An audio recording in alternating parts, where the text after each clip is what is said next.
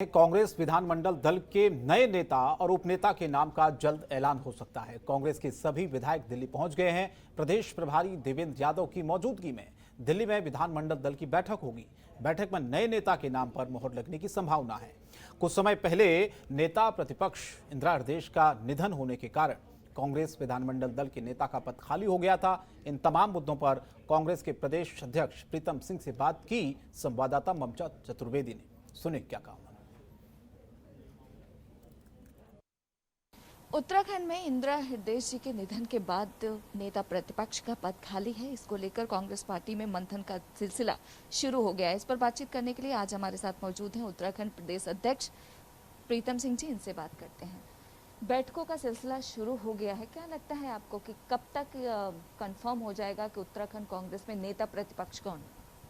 देखिए, कांग्रेस के तमाम साथी यहाँ पर मौजूद हैं और प्रभारी जी से, संगठन महामंत्री जी से भी लोगों ने संवाद किया है और मैं समझता हूँ कि तमाम चीज़ों पर जो है बातचीत करने के बाद जो मंतव्य सामने आएगा उसके आधार पर जो है राष्ट्रीय नेतृत्व जो है नेता प्रतिपक्ष तय करने का काम करेगा और जिसको भी जिम्मेदारी मिलेगी वो व्यक्ति जो है नेता प्रतिपक्ष के रूप में उत्तराखंड राज्य के अंदर जो है कार्य करेगा। देखा जाए तो उत्तराखंड कांग्रेस के तमाम विधायक दिल्ली में हैं और पार्टी आलाकमान से भी शीर्ष नेतृत्व से भी मुलाकात का है, तो क्या आपको लगता है कि ये कब तक होने की संभावना है, कब तक हो जाएगा? देखिए, आपने कहा कि तमाम विधायक, हमारी संख्या बड़ी सीमित है, हम 10 विधायक हैं और स्वाभाविक बात है नेता प्रतिपक्ष का चयन होना है तो हमारे साथी यहाँ पर है। अब इस परिप्रेक्ष्य में मैं कोई ये कह दूँ कि समय सीमा तक जो है नेता प्रतिपक्ष का चयन हो जाएगा, वो कदापि उचित नहीं होगा। विचार विमर्श के बाद राष्ट्रीय नेतृत्व जो है नेता प्रतिपक्ष के परिप्रेक्ष्य में निर्णय लेगा और निर्णय के बाद मैं समझता हूँ कि जैसे निर्णय होगा वैसे नेता प्रतिपक्ष का नाम सामने आ जाएगा। आखिरी सवाल उत्तराखंड भारतीय जनता पार्टी से जुड़ा हुआ है। विधानसभा चुनाव को लेकर तैयारियां जोरों पर है। ई चिंतन शिविर किया जा रहा है, इसके मायने क्या है कांग्रेस पार्टी के लिए? नहीं, देखिए, कांग्रेस पार्टी के लिहाज से मत पूछिए, इसके मायने जो है उत्तराखंड के परिप्रेक्ष्य में अगर आप पूछें तो ज़्यादा बेहतर है।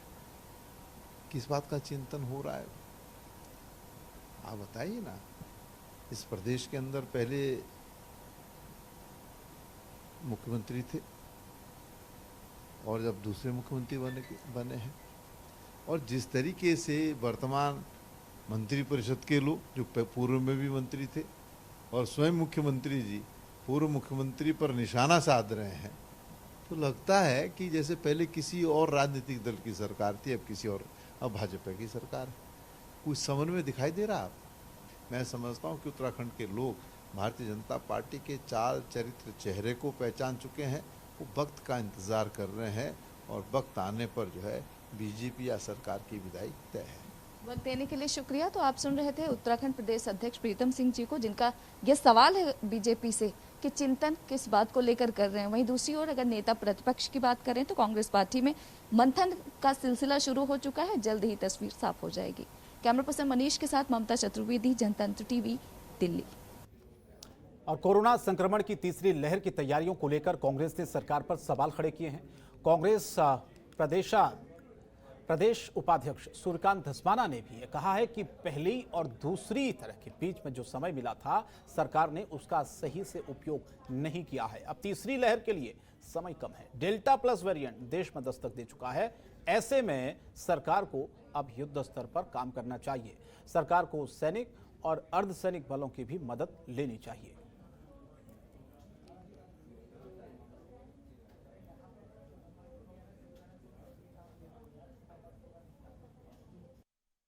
दूसरी लहर में देख ही ली, जब सरकार को पूरा समय मिला तो दूसरी लहर की तैयारियां क्या थी।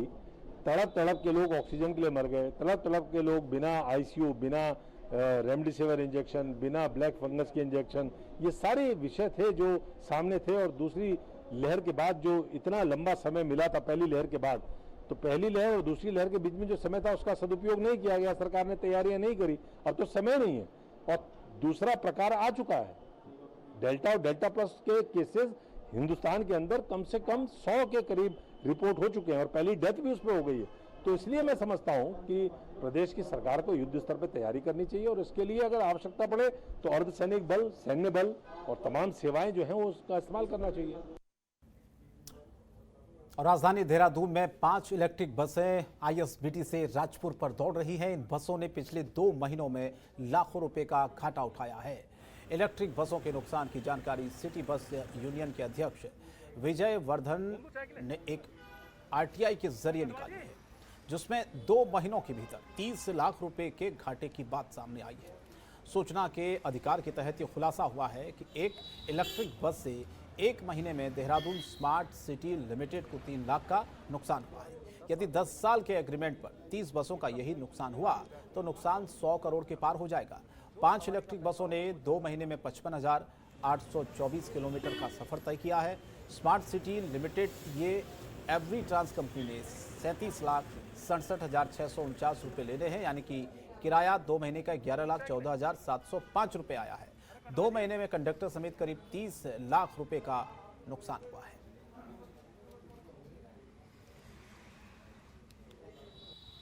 जो ये इलेक्ट्रिक बस इस समय चल रही है वो है, इसकी कीमत जैसे बताते हैं कि 1.25 करोड़ या 1.5 करोड़ के आसपास है।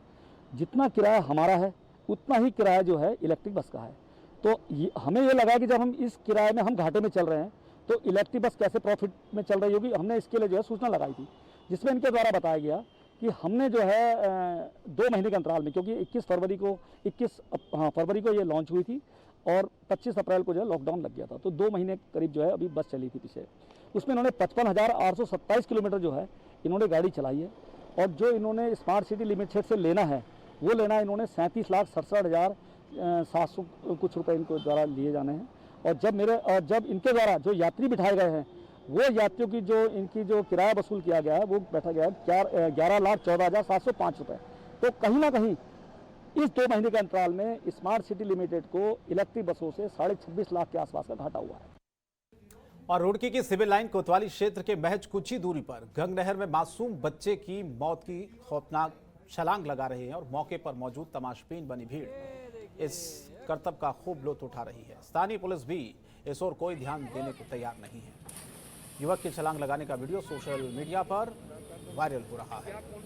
तो हादसों को दावत देते इन बच्चों की छलांगें आप देख सकते हैं, लेकिन इनको रोकने और टोकने वाला यहाँ कोई नहीं है। ये देखिए रुड़की के होनहार बालक हमारे भविष्य, ये देखिए। और फिलहाल उत्तराखंड की खबरों में इतना ही, लेकिन थोड़ी देर में 6:58 पर देखिए सबसे बड़ा अखाड़ा। नमस्कार।